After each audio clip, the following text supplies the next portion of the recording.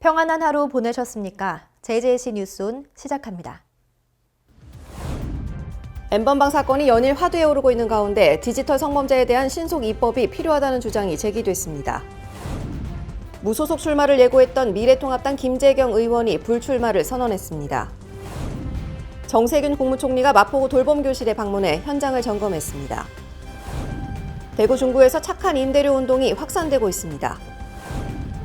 전북 보건당국이 최근 논란이 되고 있는 코로나19 접촉자 기준 논란에 대해 해명했습니다. 4.15 총선에서 여야의 승리를 위한 최대 접전 지역 살펴봅니다. 먼저 이번 총선의 동부 지역 최대 격전지로 꼽히는 광진을입니다. 추미애 현 법무부 장관의 고정 텃밭이었고 15대 총선 때부터 진보 정당이 한 번도 패배한 적 없는 지역입니다. 더불어민주당과 미래통합당의 후보들 먼저 알아보겠습니다. 민주당에서 내세운 후보는 정치 신인 고민정 후보입니다. 높은 당 지지율과 청와대 대변인 경력을 앞세워 진보 정당의 무패 행진에 도전하고 있습니다. 정치 신인이다 보니 신선함으로 승부하고 있는데 이 문 대통령의 입으로 활동했던 만큼 그의 정치 행보에 많은 이목이 쏠리고 있습니다. 고 후보가 이번 총선에 내건 구호는 촛불개혁 완수입니다. 가장 존경하는 인물 중 한 명으로 꼽은 문 대통령의 정치 기치를 따르고 있죠. 미래통합당에서는 전 서울시장인 오세훈 후보가 출사표를 던졌습니다. 험지보다 더한 사지에서 살아 돌아오겠다며 1년여 전부터 바닥 민심을 훑으며 절치부심하고 있습니다. 오 후보는 광진구가 입지 조건이 좋음에도 발전하지 못한 지역이라면서 서울시장 시절 펼쳤던 복합행정의 강점을 살려 광진구를 발전시키겠다고 밝혔습니다. 그렇다면 두 후보의 주요 공약은 어떻게 될까요? 고 후보의 1호 공약은 2호선 구의역 일대 재생 프로젝트입니다. 3년 전 동부지방법원이 송파구로 이전하면서 이 구의역 일대 상권이 침체됐는데 KT시설 부지를 포함해 총 23,600평 규모로 정보통신기술 스타트업 허브를 조성하겠다고 밝혔습니다. 또한 1인 가구가 늘어난 추세에 발맞춰 혼자 살아도 혼자가 아닌 광진 원타운과 1인 가구를 위한 생활공유 플랫폼을 공약으로 내세웠습니다. 오 후보의 1호 공약은 아이 키우기 좋은 환경인데요. 30대부터 40대까지 아우르는 보육 대책을 마련하고 있습니다. 또 원룸촌이 많은 지역 특성을 고려해 혼자 사는 20대 청년이 안전하게 지낼 수 있도록 원룸촌 거주자를 위한 안심센터를 세울 예정입니다. 뿐만 아니라 어르신들을 위한 어르신들이 행복한 터를 만들고 활력 넘치는 동일로를 조성하겠다고 밝혔습니다. 지역구 여론조사 결과도 살펴보겠습니다. 10대부터 40대는 민주당 고 후보가 앞서고 있고 50대와 60대는 통합당 오 후보를 지지하고 있습니다. 전 연령을 통틀어 민주당 고 후보는 43.3%, 통합당 오 후보가 39.9%로 두 후보가 오차 범위 안에서 치열한 접전을 벌이고 있어 부동층의 표심이 어디로 갈지에 따라 선거 결과가 달라질 것으로 보입니다. 젊은 패기의 정치 신인과 노련한 보수 진영 건물의 대결. 광진을의 민심은 어디로 향할지 뜨거운 시선이 모이고 있습니다.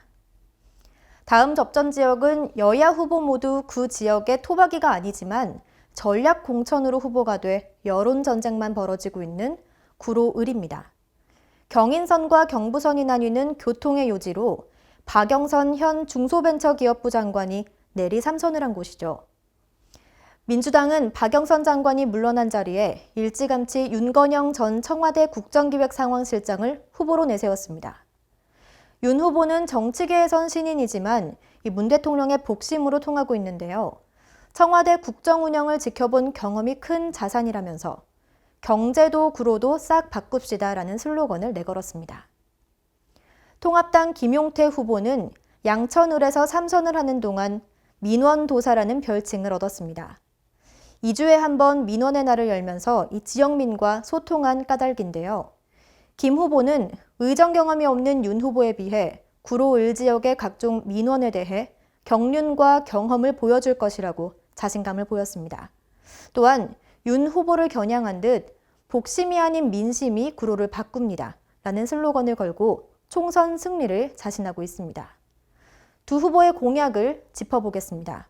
먼저 윤 후보는 리모델링한 지 30년이 넘은 구로역을 재건축하고 주차장 문제를 해결하겠다고 밝히면서 생활 밀접형 공약을 내세우고 있습니다. 또한 아파트 단지가 많은 신도림역 주변에 문화체육시설을 건립하고 신도림동 주민들이 원하는 학원과 교육시설과 문화공간, 체육시설, 도서관 등을 만들어 주민들의 삶의 질을 높이겠다고 밝혔습니다. 통합당 김 후보의 1호 공약, 1호선 철도와 차량기지를 복개하는 등의 구로 재설계입니다. 주민들이 원하는 방향으로 재건축과 재개발을 추진하고 여의도와 연계한 핀테크 산업 메카를 구축할 계획입니다. 여론조사 결과입니다. 윤건영 후보가 46.8%로 28.8%인 김용태 후보를 크게 앞서고 있습니다.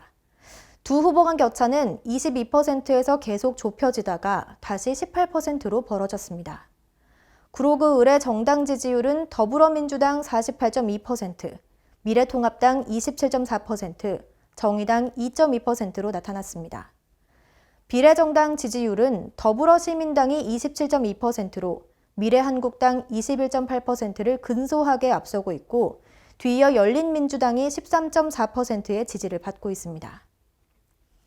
문 대통령의 복심과 통합당의 비박계 소장파, 굵직한 인물들이지만 의석수 하나를 더 얻기 위한 전략 공천으로 국민들에겐 다소 멀게 느껴지는 후보들이죠. 구로울이 나아갈 방향에 관심과 우려가 뒤섞이고 있습니다. 국민이 물으면 정부가 답하는 국민청원. 국정 현안과 관련해 누구나 청원을 제기하고 국민 다수의 목소리를 모을 수 있는데요. 20만 명 이상의 동의를 받으면 정부와 청와대 관계자들의 답변을 받게 됩니다. 오늘 소개해드릴 내용은 해외 보급용 코로나19 진단키트의 이름을 독도로 짓자는 청원입니다. 전 세계적으로 확산한 코로나19. 우리나라는 빠른 진단율과 낮은 사망률을 보이고 있어 세계 여러 국가가 우리의 방역 시스템과 의료 수준을 높이 평가하고 있습니다. 도널드 트럼프 미국 대통령이 진단키트 등의 방역 물품을 지원해달라 요청하는 등 30여 개가 넘는 국가들이 한국의 진단키트를 요청하고 있는데요. 미국뿐만 아니라 각국으로 수출될 우리의 코로나 진단키트를 통해 대한민국 영토인 독도를 전 세계에 알리자는 청원이 제기됐습니다. 작성자는 우리의 독도를 전 세계에 효과적으로 또 효율적으로 알릴 수 있는 적기라면서 구체적인 방법도 제안했습니다. 진단키트의 이름을 독도로 정하는 방법, 독도 그림으로 진단키트를 디자인하는 방법, 독도의 정보와 영상이 담긴 QR코드를 삽입하는 방법 등이 제안됐습니다.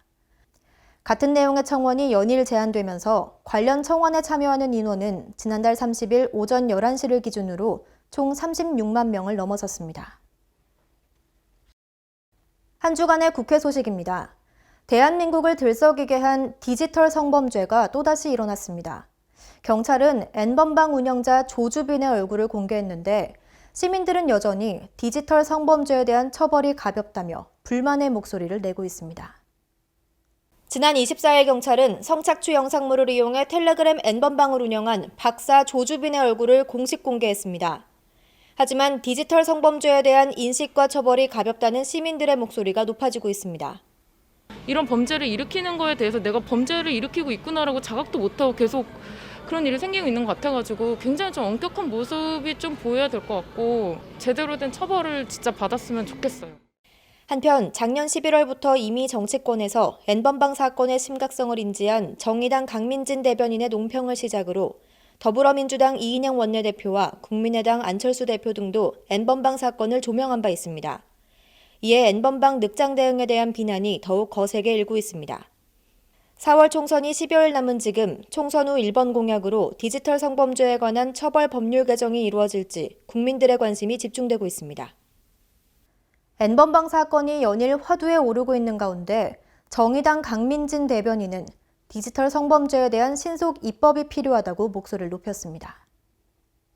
강민진 정의당 대변인은 지난 25일 국회 정론관에서 논평을 통해 왓치맨의 3년 6개월이라는 솜방망이 처벌을 구형한 검찰을 비판했습니다. 솜방망이 처벌하는 사법부야말로 디지털 성범죄를 존속시키는 주범입니다. 왓치맨을 비롯해 디지털 성범죄에 가담한 모든 가해자들에게 처벌할 수 있는 최대 형량을 부여하고 선고할 것을 사법부에 강력히 촉구합니다. 이어 정의당 선거대책본부는 4.15 총선 전 원포인트 국회를 열어 신속입법으로 이번 사태에 대한 책임을 다해야 한다고 밝히며 2차 피해가 발생하지 않도록 노력해달라고 정치권과 언론에 호소했습니다. 더불어민주당 이인영 원내대표는 20대 국회가 끝나는 5월 전에 관련 법을 통과시키겠다고 밝히며 총선 전 신속입법에 미온적인 모습을 보였습니다. 미래통합당과 민생당 역시 부랴부랴 입장 발표와 대책 마련에 촉구에 나섰으나 총선 이전 신속입법에 대해서는 견해를 밝히지 않았습니다. 작년 연예계를 달군 정준영 사건에도 유사범죄에 대한 아무런 방비가 되어 있지 않아 국회에 대한 비난의 목소리가 높아지고 있는 동시에 국민들은 국회가 신속입법을 처리하도록 염원하고 있습니다. 4.15 총선 공천에서 탈락한 후 무소속 출마를 예고했던 미래통합당 김재경 의원이 불출마를 선언했습니다. 지난 25일 국회 정론관에서 미래통합당 김재경 의원이 불출마를 선언했습니다. 김 의원은 2004년 17대 총선을 시작으로 진주시에서만 4선을 한 중진 의원입니다. 언젠가는 이 자리에서 제가 이 시를 읽는 날이 오리라, 이런 생각으로 의정생활을 했었습니다. 그날이 오늘입니다. 한편 김 의원은 함께 컷오프된 5선 이주영 의원과 다른 컷오프 현역 의원들을 규합해 무소속 연대 등을 모색해왔습니다. 이 의원이 지난 23일 불출마 선언을 했을 때도 김 의원은 무소속 출마 의지를 밝혔지만 후보 등록 이틀 전에 결국 불출마를 선택했습니다. 수도권 소식입니다. 강북구가 코로나19 입원 환자와 격리 환자에게 생활비를 지원합니다. 지원금은 인당 45만 4천 원으로 격리가 해제된 후 동주민센터에 방문해 신청하면 됩니다. 자세한 소식 전해드립니다. 강북구가 코로나 바이러스 감염증 19로 입원하거나 격리된 주민을 위해 생활지원비를 지급합니다. 보건소에서 발부된 입원 통지서나 격리 통지서에 따라 자가격리 수칙을 이행한 뒤 격리에서 해제될 경우 신청 대상에 해당됩니다. 다만 가구원 가운데 한 명이라도 이번 격리자 유급휴가 비용을 지원받았거나 국가 등 공공기관으로부터 인건비 지원을 받고 있는 기관의 근로자는 대상에서 제외됩니다. 지원 금액은 1인당 45만 4천 원으로 가구원 수와 격리기간에 따라 차등 지원됩니다. 외국인은 가구원 수에 상관없이 한 명분만 적용되지만 외국인이 우리나라 국민의 가구원인 경우에는 가구원 전체를 지원합니다. 입원 또는 격리 해제일로부터 신청할 수 있고 신청인 신분증과 본인 명의의 통장사본, 격리통보서 등의 구비 서류를 갖춰 주소지 동주민센터를 방문해 접수하면 됩니다. 우편이나 팩스, 이메일을 통해서도 접수가 가능하고 복지정책과 희망복지지원팀으로 문의하면 보다 자세한 내용을 안내받을 수 있습니다. 개학이 연기되면서 유치원생과 초등학생 등 돌봄이 필요한 아이들을 위해 돌봄교실이 운영되고 있죠. 마포구의 한 초등학교가 돌봄교실 운영의 모범 사례로 꼽혔는데 정세균 국무총리가 직접 방문해 현장을 점검했습니다. 정세균 국무총리가 지난 20일 마포구 소재의 동교초등학교를 방문했습니다. 개학 연기에 따른 긴급 돌봄 현장 점검을 위해 방문한 정 총리는 간담회를 가진 후 돌봄 교실이 운영되고 있는 초등학교 수업 교실과 유치원 교실을 둘러봤습니다. 코로나19 확산에 따라 개학이 연기되면서 시행되고 있는 긴급 돌봄 서비스는 유치원생, 초등학교 저학년 어린이 등 돌봄이 필요한 아이들을 돌봐주는 서비스입니다. 마포구 망원동에 위치한 동교초등학교는 현재 오전 7시부터 오후 8시까지 돌봄 교실을 운영하고 있으며 8명의 운영교사가 초등학생과 유치원생 81명을 관리하고 있습니다. 마포구는 긴급 돌봄 마스크, 교육경비 보조금 지원 등을 통해 관내 돌봄 교실 운영에 적극적으로 지원하고 있습니다. 마스크 오부제가 시행되고 있지만 마스크를 구하는 일도 수월하진 않은데요. 특히 거동이 불편한 장애인은 약국에 가는 일 자체가 쉽지 않고 막상 가도 마스크가 없어 애를 먹기도 합니다.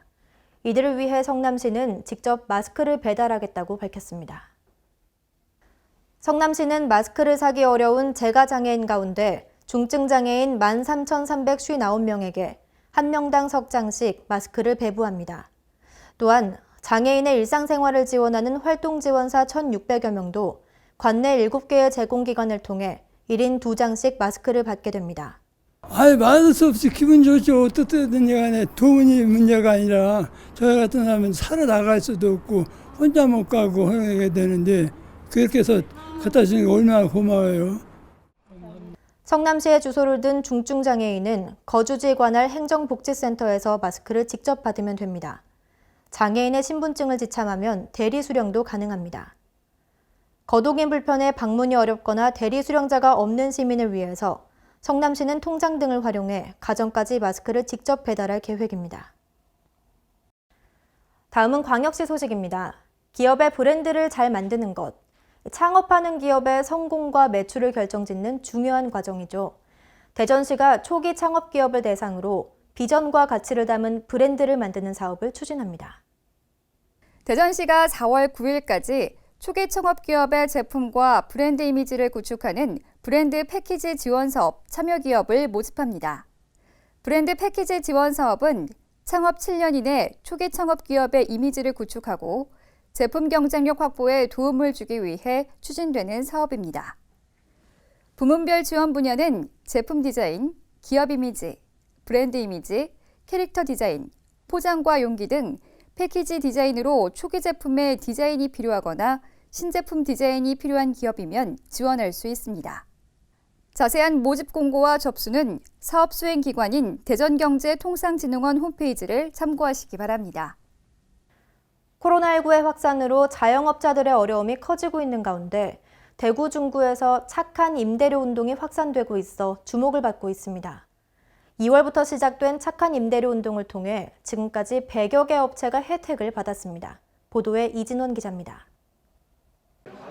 대구 중구에서 귀금속 매장을 운영하고 있는 이용선 씨는 지역에 코로나19가 확산된 이후 매출이 작년 대비 90%가 줄었습니다. 예년 이맘때면 결혼식 예물을 준비하는 손님들로 매장이 붐볐지만 올해는 분위기가 달라져 어려움을 겪고 있는 겁니다.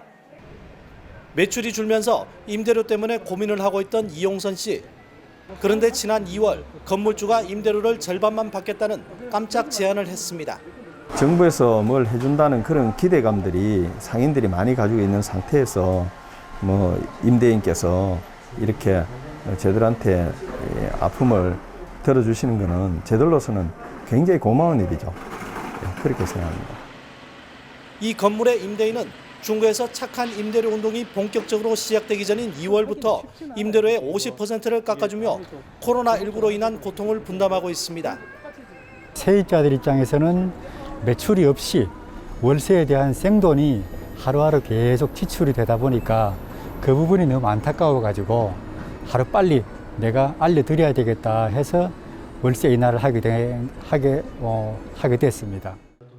대구 중구청은 임대인의 자발적인 참여를 독려하는 한편 착한 임대료 운동에 참여하는 임대인을 위해 각종 혜택을 부여하기로 했습니다. 해설사 무료 지원과 향촌문화관 무료 입장, 그리고 봉산문화회관의 기획 공연 관람료를 50% 할인해주고 있습니다. 또한 재산세와 같은 지방세 세제 지원도 조속히 마련하여 전통시장과 상점가를 중심으로 적극적으로 홍보할 계획입니다. 3월까지 대구 중구에서 착한 임대료 운동을 통해 혜택을 받은 업체는 약 100여 개입니다. 고통을 함께 나누자는 착한 임대료 운동이 점차 확산되고 있습니다. JJC 뉴스 이진원입니다. 호남권의 발전을 위해서 광주시는 전남도, 전북도와 함께 정부의 지원을 촉구하는 공동건의문을 채택했습니다. 광주시와 전남, 전북 등 3개 시도가 지난 25일 호남권 미래 발전을 위한 핵심 과제에 대해 정부 지원을 촉구하는 공동건의문을 채택했습니다. 이날 3개 시 도지사가 서명한 공동건의문에는 광주시 통합민간공항 명칭 및 군공항 이전 정책 대안 마련 태스크포스 구성 운영 등 3개 시도 지역 주력 사업 및 현안 해결을 위해 국회와 중앙부처에 건의하는 내용이 담겨 있습니다. 이에 따라 광주시와 전남도는 앞으로 광주 민간공항과 무안공항의 통합, 광주 군공항의 전라남도 이전 문제에 대한 해법 마련을 위해 공동 태스크포스를 구성해 운영하게 되며 정책적 대안을 마련해 중앙정부에 건의할 계획입니다.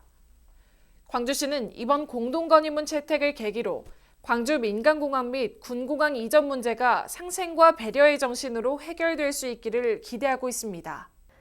다음은 강원도 소식입니다. 코로나19 사태로 유아와 어린이의 가정 양육이 장기화되고 있죠. 강릉시 장난감 도서관은 관내 모든 미취학 아이들에게 장난감을 비대면으로 대여하기로 했습니다. 코로나19 사태가 진정될 때까지 휴관에 들어간 강릉시 장난감 도서관은 휴관 중에도 비대면으로 장난감을 대여할 수 있도록 했습니다. 대여 대상도 확대됐는데요. 기존에는 연회비를 납부하는 회원제로 운영되던 것이 3월 20일부터는 미취학 아동이 있는 모든 가정에서 장난감을 대여할 수 있게 됐습니다. 대여 방법은 강릉시 장난감 도서관 홈페이지에서 먼저 회원 가입을 한 후 필요한 장난감을 신청하고 대여가 가능하다는 전화를 받은 후 장난감 도서관을 방문해 비대면으로 대여하면 됩니다. 장난감 2개를 열흘간 빌릴 수 있으며 대여 장난감은 수시로 소독하고 있습니다. 평창군은 쾌적한 대기 환경을 조성하고 주민들이 친환경 자동차를 더 많이 이용하도록 하기 위해 전기 자동차 구입 비용을 지원합니다. 승용차 47대에 대해 최대 1,420만 원, 전기 소형 화물차 6대에 대해 2,700만 원, 전기 이륜차 2대에 대해 최대 230만 원, 수소 전기 자동차 1대에 대해 4,250만 원을 지원합니다. 또한 평창군은 연비와 주행거리 등 자동차 성능을 고려해 차등 지원할 계획이며 자세한 사항은 홈페이지 고시 공고란을 참고하거나 군 환경위생과로 문의하면 됩니다. 평창군은 해마다 더 많은 친환경 자동차를 지원할 계획이며 이를 통한 온실가스 감축, 청정대기로 주민들의 삶의 질을 개선할 수 있을 것으로 기대하고 있습니다. 코로나19 확산으로 혈액 수급이 급격히 줄어들었습니다. 횡성군은 혈액 부족 문제를 해결하기 위해 단체 헌혈 운동에 발벗고 나섰습니다. 지난 20일 횡성군청 내 주차장에서는 코로나19로 인한 혈액 부족 해결을 위한 단체 헌혈 운동이 진행됐습니다.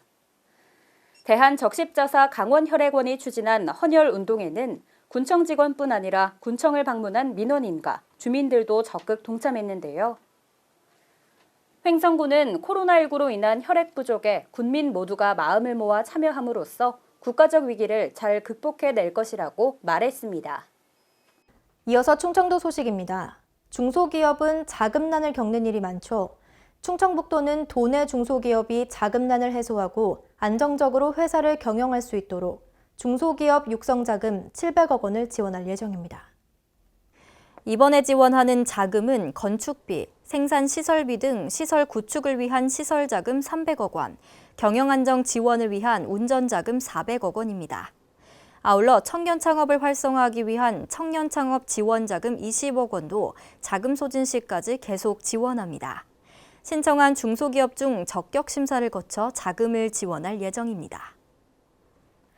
천안시가 충남 최초로 IC카드형 지역사랑 상품권 천안사랑카드를 발행합니다. 환급 혜택과 소득공제 혜택도 있다고 하는데요. 자세한 내용 전해드립니다. 천안시가 코로나19로 급격하게 침체된 지역 경제를 살리기 위해 당초 4월 말로 예정됐던 지역사랑 상품권 천안사랑카드 발행을 4월 초로 앞당겨 추진합니다. 천안사랑카드는 지역 내 소비를 촉진하고 지역상권 활성화를 위해 천안 지역 내에서만 사용 가능하도록 발행되는 카드형 지역사랑 상품권인데요. 충남에서는 처음으로 종이 상품권이 아닌 모바일 앱 기반의 IC카드 충전식 선불카드 형태로 발행할 예정입니다. 출시 기념으로 출시일부터 한 달간 1인 월 50만 원, 연 500만 원 한도 내에서 사용할 때마다 10%의 환급 혜택을 받을 수 있으며 연말정산 시 소득공제 혜택도 주어집니다.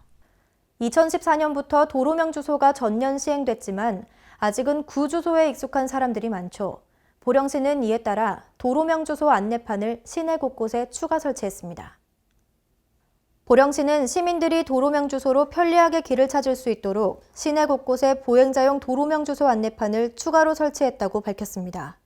이번에 새롭게 세워진 도로명판은 청라면 97개소, 남포면 88개소 등 모두 249곳으로 보행자 통행이 잦은 이면도로, 골목길, 교차로 등을 중심으로 설치됐습니다.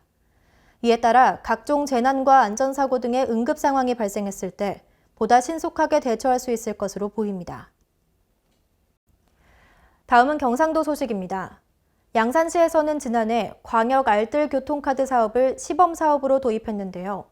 2020년 본 사업으로 추진하면서 교통카드 사용자를 확대 모집합니다. 알뜰 교통카드는 대중교통을 이용할 경우 걷거나 자전거로 이동한 거리에 비례해 마일리지를 최대 20% 지급하고 카드사가 제공하는 약 10%의 추가 할인까지 더해 교통비를 최대 30%까지 절약할 수 있는 교통카드입니다. 카드는 양산 시민이면 누구나 누리집을 통해 신청이 가능하며 전국 어디에서든 사용할 수 있으나 알뜰 교통카드 전용 마일리지 앱을 이용해 사용해야 하고 월 15회 이상 대중교통을 이용하는 조건이 충족돼야 합니다.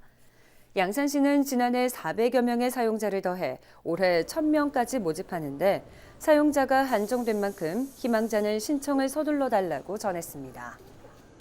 감염병 예방을 위해서는 민간의 협력이 가장 중요합니다. 포항시는 식품 접객업소 가운데 자기주도 방역 인증업소를 지정해 운영합니다. 위생이 가장 중요한 식품 접객업소를 비롯해 민간 또한 자가 방역 의식을 높여야겠죠. 자세한 내용 전해드립니다. 포항시는 코로나19 확산에 대한 시민들의 불안을 해소하기 위해 음식점, 커피 전문점 등 식품 접객업소에서 자가 방역을 실시하는 자기주도 방역 인증업소를 지정 및 운영합니다.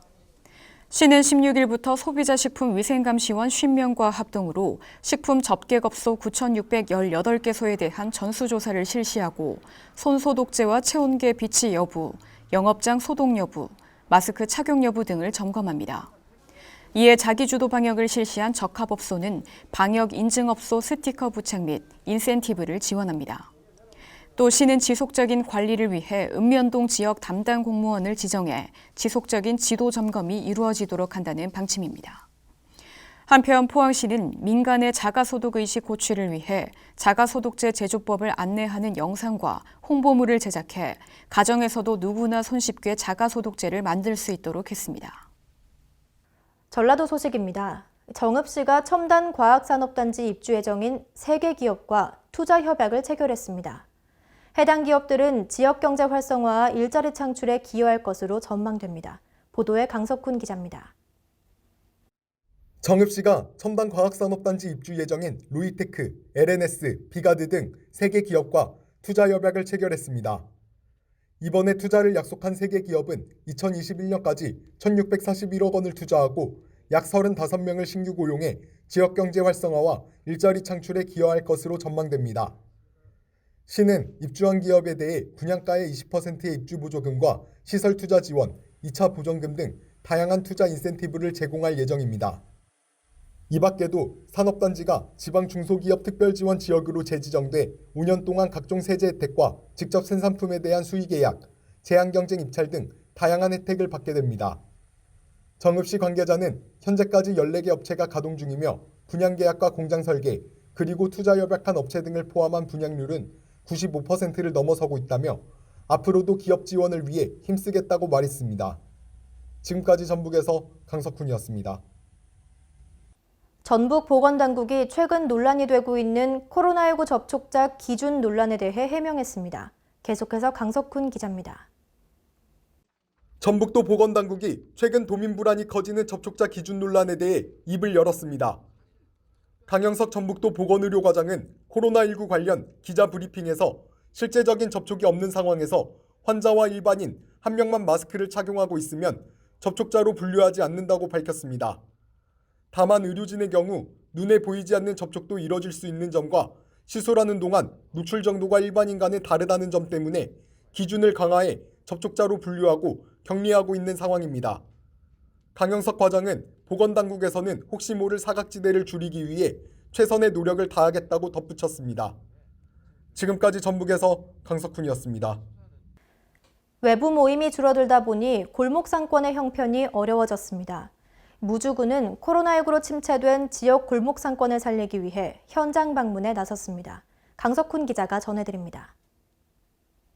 황인홍 무주군수가 무주군의 상가 그리고 골목 상인들을 만나 어려움을 겪고 있는 현장의 소리를 듣고자 나섰습니다. 황군수는 코로나19가 장기화되면서 지역을 찾는 방문객들은 물론 주민들의 외출까지 줄면서 음식점이나 숙박업소, 일반 상점들까지도 어려움을 겪는 상황이 됐다며 군에서도 지역 상권을 살리기 위해 물심양면으로 노력하겠다고 말했습니다. 현재 무주군은 부서 간 협의를 통해 다수 식당 이용률을 높여나간다는 방침으로 다소 움츠러들었던 식당 경기에 활력을 불어넣을 수 있을 것으로 기대하고 있습니다. 무주군 관계자는 어려울 때 함께해야 극복도 빠를 것이라며 지역 상가들이 북적임 속에서 기운을 차리셨으면 한다고 위로의 마음을 전했습니다. 지금까지 전북에서 강석훈이었습니다. 사건 사고 소식입니다. 경기 부천시 고강동의 한 삼거리에서 4중 추돌 사고가 났습니다. 이 사고로 30대 임산부가 두통을 호소하는 등 경상자들이 발생해 인근 병원으로 이송됐습니다. 지난 24일 오전 10시쯤 부천시 고강동의 한 도로에서 4중 추돌 사고가 발생했습니다. 1톤 화물차가 신호를 기다리던 승용차를 들이받았는데 그 충격으로 승용차가 중앙선을 넘어 반대편에서 오던 승용차와 충돌했습니다. 뒤이어 화물차의 뒤에서 오던 차가 미처 피하지 못하고 추돌하면서 총 7명이 경상을 입었고 그중 5명이 인근 병원으로 이송됐습니다. 경찰은 화물차 운전자가 음주운전을 한 것은 아니라면서 전방을 주시하지 않아 사고를 낸 것으로 보고 정확한 원인을 조사하고 있습니다. 의왕시에 있는 자동차 정비소에서 화재가 발생해 1시간 20여 분 만에 진압됐습니다. 의왕시 고천공업로 인근에 있는 자동차 정비소, 화재 진압이 한창입니다. 지난 24일 오전 9시 40분께 정비소 내에 열처리 작업실 천정에 불꽃이 튀어 불이 났습니다. 정비소에 있던 작업자가 자체 진화를 시도하다 소방서에 신고했고 1시간 20여 분 만에 진압됐습니다. 이번 화재로 자동차 도장 부스 한 동이 불에 탔지만 다행히 인명피해는 없었습니다. 남양주시에서도 화재가 발생했습니다. 탈물질이 많은 재활용 처리 시설에서 불이 난 건데요. 불길을 잡는 데에 3시간이 걸렸습니다. 지난 26일 오전 7시쯤 남양주 수동면의 한 재활용 처리 시설에서 화재가 발생했습니다.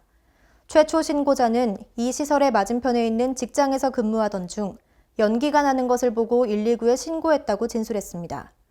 소방대원과 경찰 등 44명이 동원돼 3시간여 만에 완전히 진압했고 재활용품 1톤이 소실되는 재산 손해를 입었지만 인명피해는 없었습니다. 사회적 거리두기 기간이 길어지면서 답답함을 많이 느끼실 텐데요. 이 코로나19의 최전선에 있는 의료진들이 따뜻한 메시지를 전했습니다.